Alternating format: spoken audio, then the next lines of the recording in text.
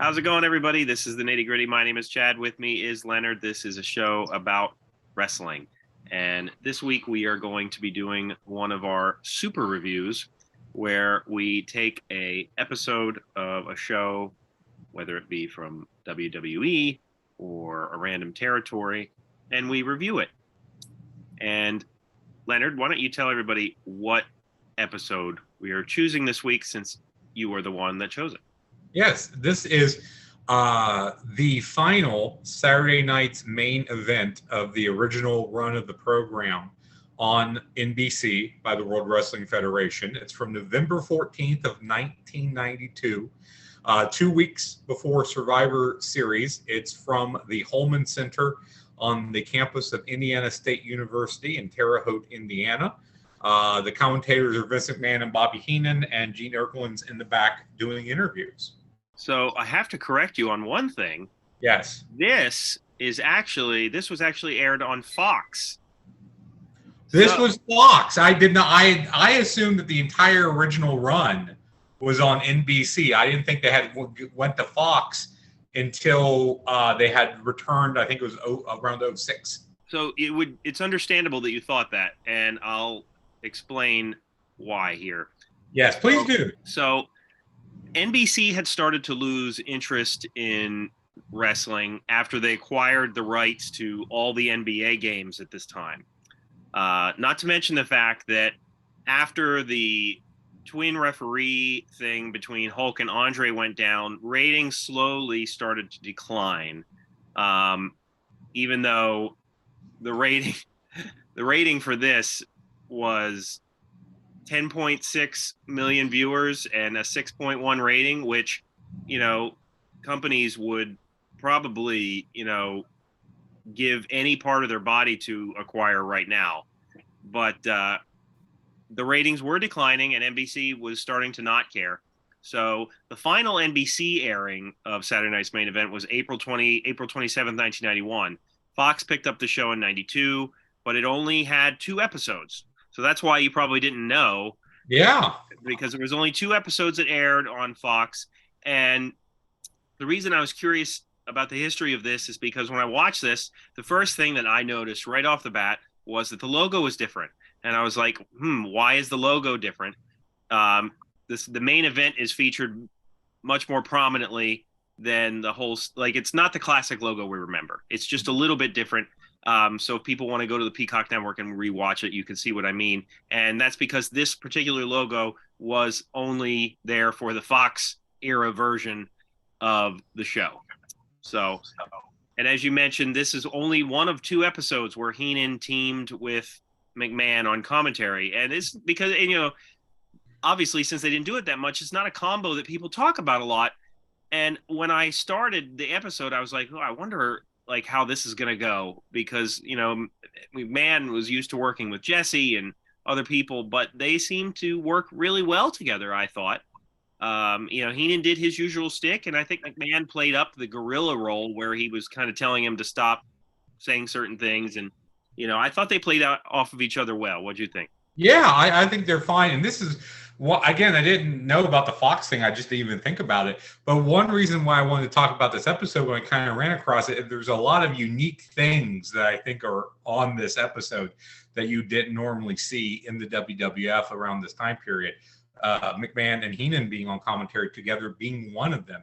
And yeah, I think they worked together great. Now, that might have been what you're saying here might be just solo, because I know Heenan worked the desk for Raw at the very beginning of the run of the show, but that was a three-man table at that time. So yeah, and this was kind of it wasn't until 2006 that this event would come back, but soon enough a lot of the staples of our childhood would be leaving. Heenan would be leaving eventually, and Gene Okerlund would be leaving eventually, and so this was very much the end of an era in a way. And I forgot to add that this is, when you look it up on Peacock, it will say November 14th, 1992. The show was actually on October 27th, 1992, but it didn't air until the November date. And the attendance was about 4,300. And not that they count them like this, like Clash of the Champions. You always know which Clash it is. This is actually Saturday night's main event 32. 31, Oh, excuse me, 31. okay. Yeah, 31 in case it's XXXI. So Yes. we've got to make sure we note that before we move on. So there's only 3 matches on this card. And when Leonard suggested that I watch this, I was thinking to myself, oh man, this will probably be an hour and a half show. I really got to block off time. Like on Peacock, it's only like 42 minutes long. So. Yeah. And I believe the only thing cut was at one point Vince throws it to a music video starring Bret Hart. Which I was disappointed we didn't see. Yes, but I believe that's the video that I have seen that's out there and available. I believe it's from the WrestleMania album. I don't remember the song, but I think it's a tender love ballad from Bret Hart, if I remember correctly. If that's the video that they were meaning, I don't remember the title of the song off the top of my head. Well, I think everybody should go out of their way to check that out because I certainly don't remember it. But let's start off with our card here. The first match, and I had it like knowing that this was going to be the last one for a while. They certainly did everything they could to make it special. The first match on the card is for the WWF Tag Team Championships, the Ultimate Maniacs of the Ultimate Warrior and Randy Savage against Money Inc., Ted DiBiase, Erwin R. Shyster with Jimmy Hart. The Ultimate Maniacs would win this by countout. It is just a shade under 10 minutes at 9:54. The Ultimate Maniacs, the logo they had is really cool. You can find the T-shirt on homage.com if you care to check those out. But not really a tag team that we hear a lot about. So, Leonard, what'd you think of this match? It starts as a chaotic brawl. It ends as a chaotic brawl. It kind of settles down in the middle with the Ultimate Warrior playing face in peril, which you would think you would want Savage in that role other than Warrior, because it's a lot of him no-selling or jumping right back up from things. And he didn't sell much. Yes, at all of this. So it's DiBiase and Shyster kind of selling for him, even though it's supposed to be the classic face in peril portion of a tag match. It should be mentioned, too, there's an insert promo from Razor Ramon, Ric Flair, and Kurt Hennig, because Ramon and Flair were going to wrestle the Ultimate Maniacs at Survivor Series. And at the end of the match, when Money Incorporated take a walk, the Ultimate Maniacs chase them down to the entrance stage, and then they also get jumped by Hennig and Ramon and Flair. And first of all, I would give the match probably about 2.25 stars. I did like it. I did find it a lot of fun, but it certainly isn't a great technical match. Yeah, no, I agree. Yeah. I was just gonna add that everything you said is correct. It's just kind of a chaotic brawl, and I suppose that's what you would want to have here. You can't take the titles off of Money Inc., and you want the Ultimate Maniacs to, well, you want them to look strong, assuming that they go into the Survivor Series as a tag team. More on that later. Yes. But anyway, I could see why they had this finish.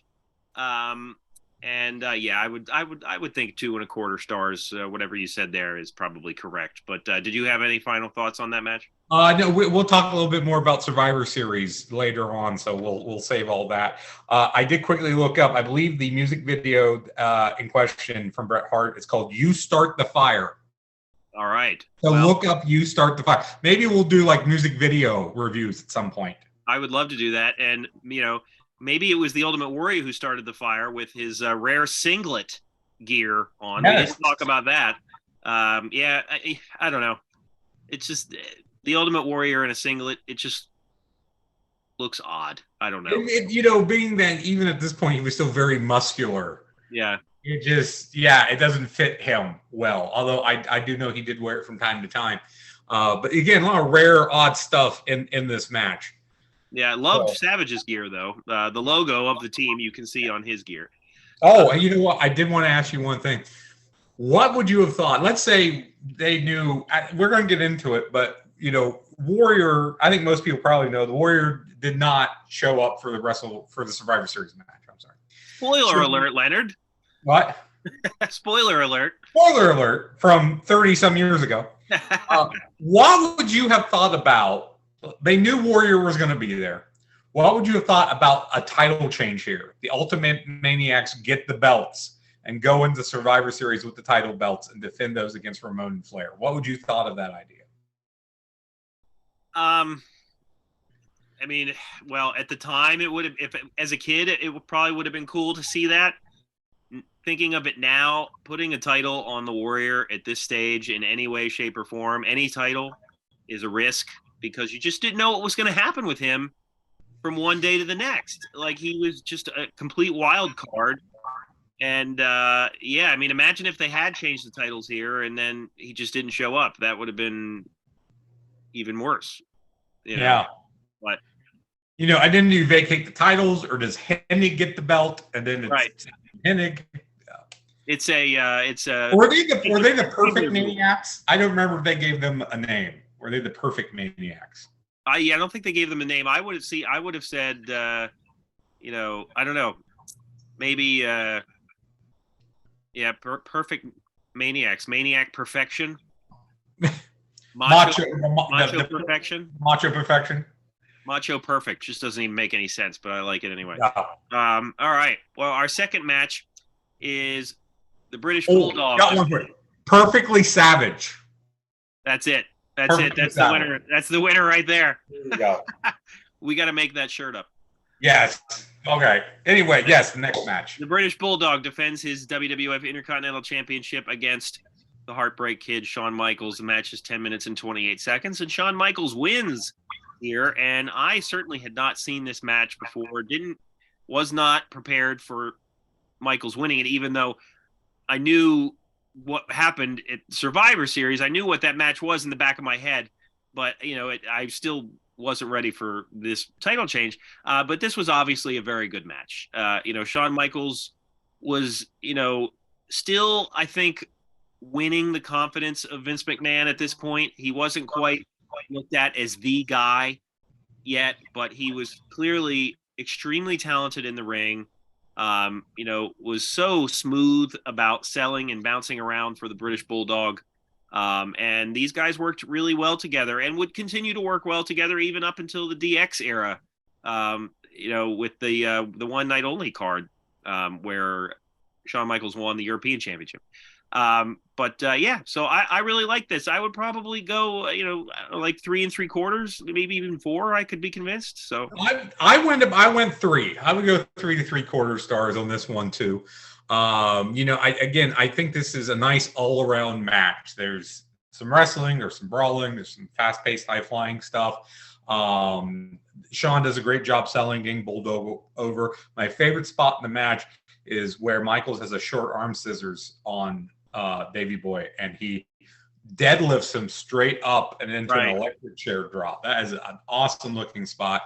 Also, I like that Michaels, he loosens the turnbuckle pad, but he doesn't take it off. He just it. So then when he whips Bulldog into it later, it falls off, but the referee really can't say anything. Right. So I thought that was a nice way to do that spot. Great work on the back by Michaels throughout, because what happens in the finish is that Smith goes for a superplex and his back collapses and Michaels just kind of falls on top of him and gets the win.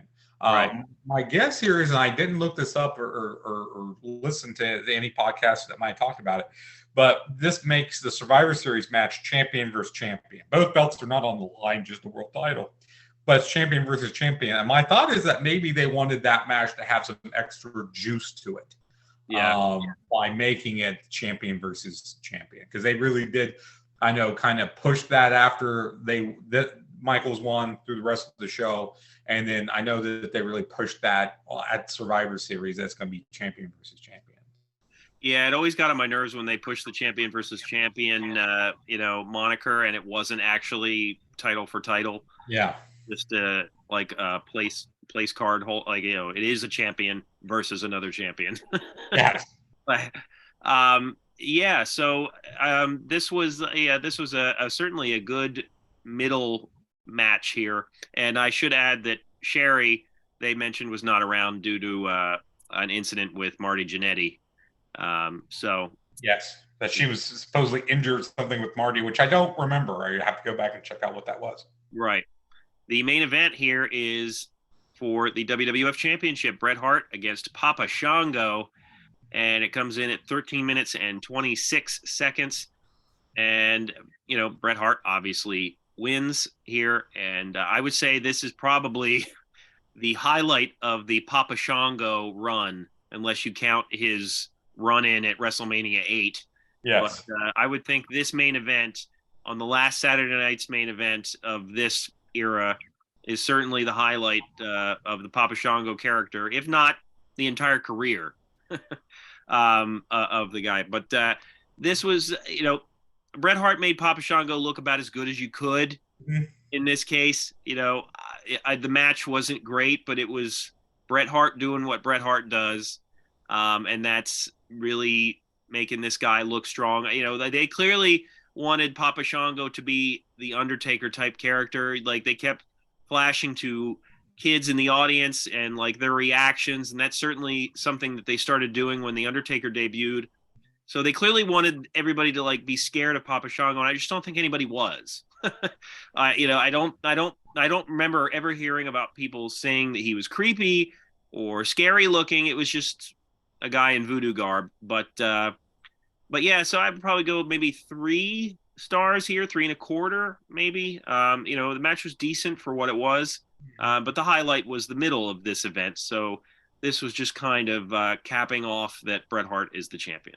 Yeah, I went a lot lower because this is kind of a standard just Bret Hart versus a jobber to the stars match of this period. And like you said, you can really tell that it's just Bret walking him through it. He's still very green at this period. For those people who may not know, Papa Shango eventually became Kama and then the Godfather.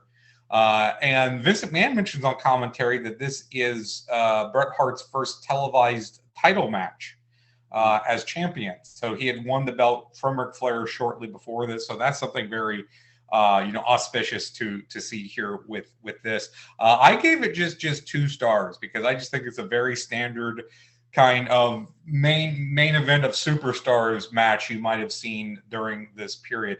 My favorite spot here was there's a point where Hart's in a bear hug and he like shines up the bald head and then bites it. Yeah, Shango, which I thought was really funny. He also has a slingshot body press at the outside one point, which is really good. But standard match, he gets the win after the sharpshooter. Not a lot you can write home about. So to me, this was just a very kind of middle of the road bout. Right. All right. Well, yeah. So that is the bulk of the event. However, there is another promo with Ric Flair, Kurt Hennig, and Razor Ramon, where they're talking about who they're facing, who they might be facing, and all that kind of, or who the champion might be. I'm sorry, but so you do see that, but then at the end they tease like a gift being given or being opened, or a box of some kind that Heenan might open, but that doesn't happen because there's a news flash where Heenan announced that the Ultimate Maniacs, I forget what his wording was, like ultimately the Warrior wouldn't be there, but Heenan's wording was like something to the effect of they wouldn't be there together. It was something like they're not going to walk out together. One of the Maniacs is going to need a new partner. Right. And so that then will lead to the very awkward and abrupt having Mr. Perfect turn face, and they would go from there. And and I don't know if the box ever got opened on Primetime Wrestling or anything after that. It wasn't the Gobbledygooker's son. That's what I kind of wondered. Is it something with the Gooker, since that was a year prior? And it was around Thanksgiving. So yes. So I kind of wondered if this was something they did in post, since you said it got taped, several weeks before it aired. Yeah. Of them trying to build up to it, because I always thought that the whole thing didn't happen until that episode of Primetime Wrestling. So the fact that it was, I guess, floated out there before kind of surprised me. I didn't know that. Yeah, one thing that we skipped over was there was also a funeral parlor segment. Oh yeah, how could we have forgotten that? Right before the end with Paul Bearer and Undertaker, and it's basically them hyping the Survivor Series match against Kamala, which is going to be a casket match. Very standard promo. What's funny is they call it a coffin match. A coffin match, coffin or casket. It would become obviously a casket match, but I noticed that when they were talking about it, they would keep referring to it as a coffin match. Yes. Was this the first coffin match that they had then? I don't quite remember. It's before Yokozuna won. It must have been then. Yeah, so maybe the first one with Undertaker. But he does the eye roll thing. So that's the only thing that's really notable here. Yeah, it's not one of the more memorable funeral parlor segments.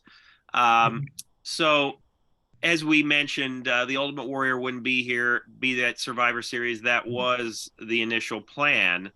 But so the Ultimate Warrior left the WWF before the match could take place. The two reasons cited could be one about allegations of steroid abuse, or the other one states that he might have been upset with his future plans for the character. So in any event, WWF was forced to change their plan. So that is what we got. We got Perfect teaming with Perfectly Savage, which should absolutely be their team name. So. Yeah, and it should be mentioned. Another thing that we didn't mention was that Bret Hart did a backstage promo with Mean Gene Okerlund as well, and then he did a post-match one with Mean Gene where Shawn Michaels interrupts and they kind of jaw each other for a minute. So again, I would say overall this is a tight little show. It's only 3 matches. So with commercials it's probably an hour. Well, it might have gone up to 90 minutes if you throw in the music video and a few other things that maybe got cut. So because I know traditionally those were 90-minute shows, but this is a tight little show with 3 pretty decent. You got 2 decent matches and 1 really good match on this program. Right. And great push to Survivor Series. They talk about Survivor Series all the time. Yep. Everything they're doing is pushing to what were basically the 2 top matches at Survivor Series, the title match between Bret and Shawn, and then what didn't come down, but the Ultimate Maniacs versus Ramon and Flair. So, and it should be noted that the production is just second to none back in this era. You know, it has that classic look, and it's, you know, obviously it's on a major network, so everything really looks great. Yeah. So overall, I think this was a very fun and entertaining show. Yeah. Like I said, I wanted to watch it because when I was kind of flipping through the Saturday Night Main events, because I find those fun to rewatch. I was looking at this and went, oh, I don't remember this one. And, oh, this is the end of the run. And, oh, there's some interesting matches on here. And I think it was. I think this was a very unique card for the time period. Yeah. And if we're going to do shows like this, I think we should look at something that is different. And this was, I think, very different from what they were putting out at the time. Absolutely. I agree. And this was a fun one. Let us know what you think. If you've seen it, if you have not seen it, go check it out. It doesn't take too much of your time. And for those wanting us to maybe have the matches on our video and have us do our commentary while the match is going on, there's a thing called copyright laws, which prevent me from having the WWF's, WWE's footage on our YouTube video. So as much as I would like to do that, I can't. Yeah, and if you notice other podcasts that do watch-alongs, like, say, you know, Jim Cornette, I know does those from time to time, you know, they don't show the match. You can kind of, sometimes you can hear in the background, sometimes not, and it's them, you know, talking over it. You know, we do tell you where you can watch it, or if it's something is available on YouTube, we do provide the link. And I know there are some other YouTubers out there that will maybe show a quick clip or still photos, and we do throw up still photos like that. But yeah, I do throw up photos. A lot of times I'll get, you know, it'll hit back at me if I even have a GIF that's too long. Mm-hmm. They will sometimes hit me for that. You know, I know that there's ways, I guess, to edit the video footage so that it is accepted. You know, I am not in a high-tech facility, as you can see here. Yes. So, you know, we're just hoping that you like listening to us talk. Yeah, and you know, this is basically a podcast where we're filming us talking and putting that on YouTube. So yeah, I know and we've gotten some great comments lately, and I'm glad. Absolutely. that we're starting to get that. So we're gonna, as questions come up, we'll try to address those and why we do things a certain way. And who knows, as we go on and maybe gain more viewers and sponsorships and what have you, we can upgrade the production values a bit. But we'll see as we go. Magic spoon. Yes. Because Leonard wants free cereal. I want free cereal. That's all I care about. All right. Well, check us out on Apple Podcasts and Spotify. Check out our shorter videos, random match reviews, our segment surgery, which is new, and our stupid questions. For Leonard, my name is Chad. We will see you next time, and Alexa will see you out.